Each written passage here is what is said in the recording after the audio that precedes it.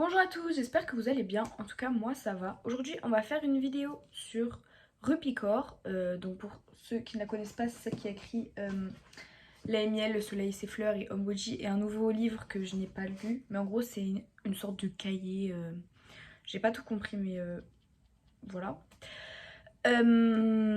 Rupicor, pour ceux qui ne la connaissent pas, c'est une autrice canadienne d'origine indienne qui écrit des recueils donc plutôt féministes, qui abordent des thèmes de rupture, de la place de la femme, de deuil de relations, de la société patriarcale en quelque sorte. Et elle évoque du coup beaucoup de blessures reliées au cœur. Et voilà. Donc on va commencer tout de suite par le premier ouvrage qui est Lait et miel. Alors vous l'avez forcément vu quelque part. C'est obligé, que ce soit sur TikTok, sur Insta, sur Pinterest, sur je sais pas où, même sur Twitter, je suis sûre que vous pouvez l'avoir vu. Cet ouvrage, je pense qu'il a eu une hype énorme et je trouve qu'elle n'est pas forcément méritée. Donc je vais développer. Moi, quand j'ai lu ce livre, je l'ai trouvé bien, c'est vrai. Je le trouve toujours bien, je trouve toujours que c'est un livre touchant. Mais c'est des textes pas réellement profonds. Le vocabulaire utilisé est basique, enfin voilà, bon ça, ok. C'est hyper accessible, c'est facile à comprendre, c'est léger. Mais du coup, enfin, c'est pas de la grande littérature, quoi. On dirait vraiment des citations qu'on peut retrouver sur Pinterest. Enfin, je trouve vraiment ça basique et c'est vraiment dommage. Je pense que Rupicor a un vrai talent, euh, mais qu'elle n'exploite peut-être pas assez. Je pense que c'est un petit peu trop basique, c'est un petit peu trop Pinterest et on dirait vraiment un plagiat de citation. C'est assez. Voilà, je vous en ai relevé un justement qui ressemble vraiment à une citation développement personnel. C'est tu dois commencer une relation avec toi avant quiconque. Franchement, on dirait vraiment que c'est. Voilà, on dirait que je vous donne un conseil. On dirait pas réellement de la poésie. C'est pas très construit, je trouve. Et puis après, je vous en ai quand même relevé un que j'aime bien, malgré tout. C'était à la page 20.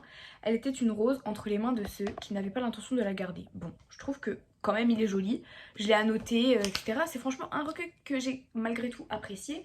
Mais, enfin voilà, on peut pas le comparer avec un grand auteur classique. C'est sûr. Je trouve que c'est vraiment faible et c'est un petit peu dommage. Ça pourrait être un peu plus approfondi et ce serait vraiment, vraiment génial. Le deuxième ouvrage, c'est Le soleil et ses fleurs. Franchement, on voit que je l'ai moins noté parce que je l'ai un peu moins apprécié, mais il est plus complexe, il est plus. Les sujets abordés sont plus durs. Et on verra dans Homebody que ça sera encore plus dur. Mais toujours, encore une fois, je rejoins, on dirait Pinterest, c'est faible. Je vais vous montrer la page 44. Enfin, on a un poème qui fait une ligne et à côté on en a un qui fait 72 lignes, mais il n'y a pas de rime. C'est comme si elle racontait une histoire, comme si en fait elle parlait à cœur ouvert en fait, plus que c'était de la poésie. Enfin, moi je peux pas catégoriser ça comme de la poésie. Après, chacun le ressent comme il a envie. Donc là, celui que j'ai relevé d'une ligne, c'est ton absence est un membre amputé. Alors moi, je trouve vraiment pas qu'on puisse dire que c'est de la poésie, c'est vraiment une phrase. Je Voilà, puis pareil, on dirait les citations qu'on met dans nos stories Insta visées, enfin voilà. Et puis par exemple, j'en avais relevé un. Tu dois avoir un rayon de miel à la place du cœur, sinon comment un homme pourrait être aussi doux? On dirait vraiment les disquettes bien 2016, bien le gars ultra gênant qui nous DM. Enfin, franchement, c'est pas incroyable. J'en ai quand même relevé un que j'aime bien, si j'arrive à trouver la page. Je pouvais être n'importe quoi dans le monde, mais j'ai voulu être à lui. J'ai fait une liaison qui n'existe pas, ce n'est pas grave. Pareil, je le trouve. C'est Pinterest.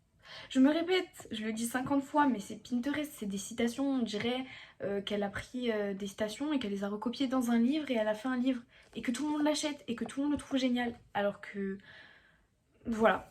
Voilà, je sais même pas quoi dire. Personnellement, quand j'ai lu La Miel, j'étais là, oh, c'est trop génial. Rupicor Supremacy. Non, voilà, je me rends compte avec le temps et en ayant lu de la vraie poésie que ce n'en est pas. Ce n'en est pas, ce n'est pas possible. Et beaucoup de personnes ayant une culture littéraire large vous diront la même chose que moi. Enfin, voilà, je peux pas catégoriser ça comme de la poésie. C'est pas possible, je peux pas. Genre, pour moi, la poésie a des rimes, c'est structuré, c'est. Ou même quand c'est pas structuré, c'est de la poésie. Voilà, pas ça.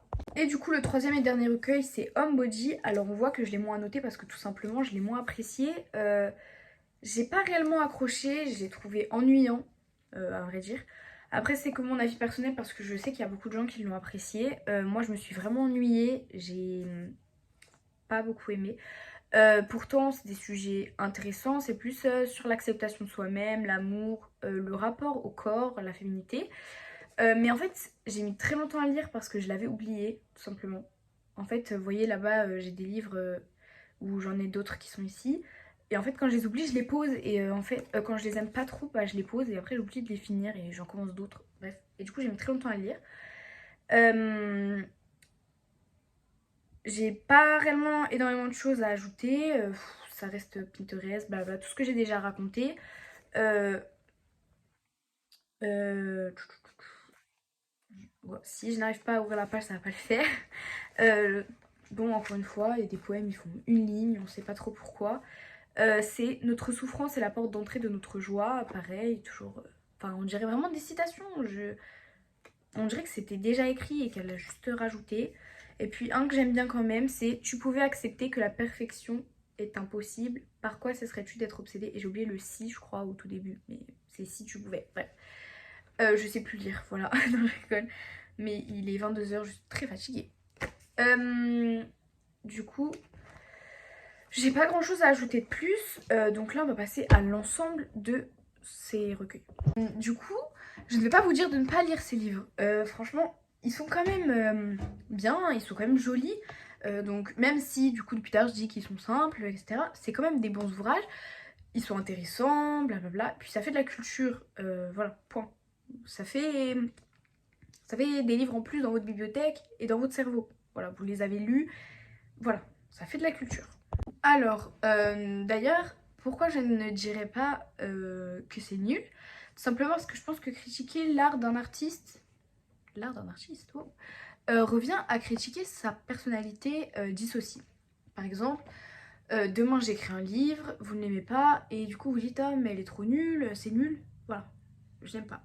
Tout ça parce que vous n'êtes pas rentré dans cet univers, vous ne l'avez pas apprécié personnellement. Et bah en fait, c'est comme si vous critiquiez ma personnalité à moi, Kayla, qui fait une vidéo sur Upicor. Voilà. Euh, et pas mon art, juste mon art en fait. Euh, D'ailleurs, beaucoup de gens font ça, surtout dans l'univers musical. Moi, en tant qu'artiste, je peux pas me. Enfin, je pourrais jamais dire qu'un autre artiste est nul parce que je n'aimerais pas que on me le dise. Euh, Mais du coup, pour en revenir, par exemple, dans le monde, bah, surtout la musique et encore plus du rap, les gens vont dire ah, ce qu'il fait, c'est nul. Par exemple, ils vont dire PNL, c'est nul, je préfère Nekfeu, par exemple. Ok, vous préférez, mais est-ce que cela veut dire que c'est réellement nul?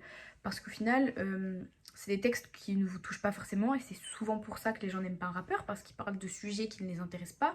Parfois parce qu'ils n'aiment pas forcément le la musique en elle-même, hors des paroles. Mais en fait, ça fait pas d'un artiste, ou du coup là d'un rappeur, quelqu'un de mauvais dans son domaine. Seulement, c'est pas ce que les personnes apprécient et du coup vont dire ah, c'est nul. Et je trouve ça un peu dommage parce que franchement, ben, y a des gens qui font du travail très bon, mais que vous n'appréciez pas parce que ce n'est pas votre registre. Et du coup, c'est assez dommage. Mais bon, c'est pas grave.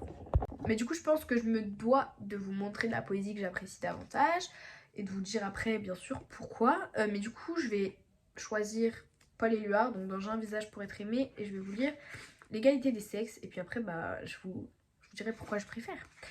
Euh, Tes yeux sont revenus d'un pays arbitraire où nul n'a jamais su ce que c'est un regard, ni connu la beauté des yeux, beauté des pierres, celle des gouttes d'eau, des perles en placard, des pierres nues et sans squelette. Ô ma statue, le soleil aveuglant te tient lieu du miroir, et s'il semble obéir aux puissances du soir, c'est que ta tête est close, ô statue abattue. Par mon amour et par mes ruses sauvages, mon désir immobile est ton dernier soutien, et je t'emporte sans bataille, ô mon image, rompue à ma faiblesse et prise dans mes liens. Alors, tout d'abord, on notera que ça respecte la versification, il y a des rimes, il y a des strophes, il y a des vers, voilà, c'est beaucoup plus construit, en fait ça rentre plus dans ma définition à moi de ce qu'est la poésie. Après, chacun préfère ce qu'il veut. Peut-être que certaines personnes préfèrent les auteurs comme Rupicor parce que justement c'est plus simple à comprendre. Parce que là, on va pas se mentir, Paul Éluard a une très jolie plume. J'apprécie énormément Paul Éluard. Je le trouve très très fort.